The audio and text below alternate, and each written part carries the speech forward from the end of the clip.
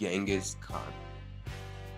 Well, he's probably one of your great grandfathers. And I'm not saying that in a fun way. That's actually quite evil. There's a quite evil truth behind it. But this is a series where I try to break down how these very powerful people actually became powerful. So there was a kid named something. I don't know. I'm not a fucking historian. But I'm going to call him Genghis.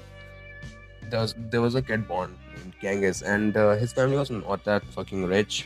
It was quite an average family, but he went through quite hardships. His dad was killed by some rivalry clan or some shit, and he was captured, like kidnapped probably, and probably treated as slaves.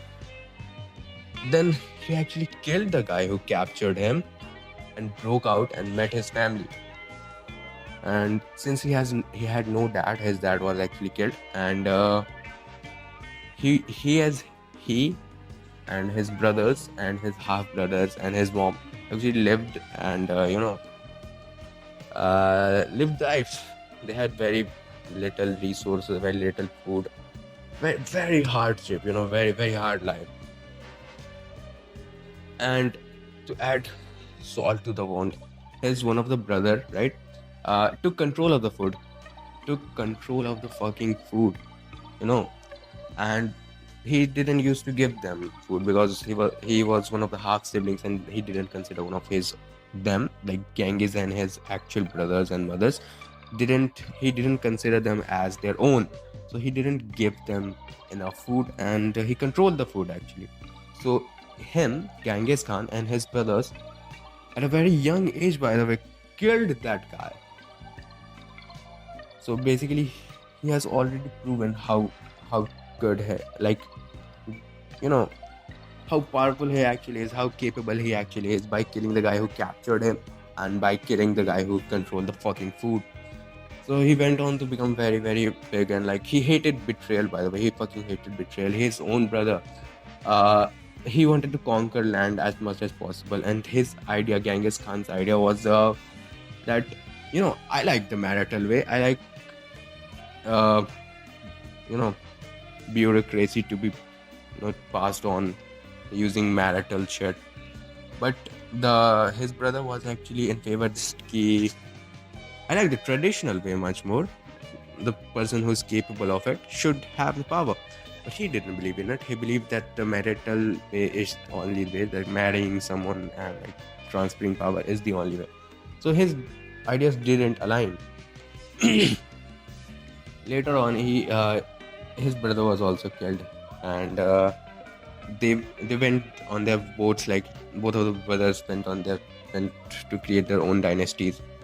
Many of them actually decided to stay with Genghis, Mongolians especially, because he protected them, gave them food and everything, and for fuck's sake, he liked equal sharing of the loot, which means he wasn't as fucking rich. He wasn't rich enough. He only had the power, but the loot was equally shared, and none of the people in his dynasty died of hunger or anything. He was a good person but terms and conditions apply for only the people in his dynasty, not the others. So he went on to conquer the land around him, and doing so, he fucking killed millions of lives. Some people say that some of the cities and like states had skulls piling up in mountains, just like one of those Sukuna scenes. I don't know. I will put up a picture if I remember. But yeah, that was fucking brutal. And also, bunch of assaults, sexual assaults, and harem and shit. And that's very brutal. That's why I said in the beginning, he probably is one of your great grandfather. He probably birthed around 15% of the Asia's population. His chromosomes one was in 15% of the Asia's population. That's fucking insane. Now it's probably much higher. But yeah, it is what it is. So At the end, it only tells me ki no, no matter how hard your life was, no matter how much hardship you went through, you have to be very cutthroat in life. He believed that he was sent by God to do those. The people who died actually deserved to die, and the level of narcissism this guy had, man. So take home what you will.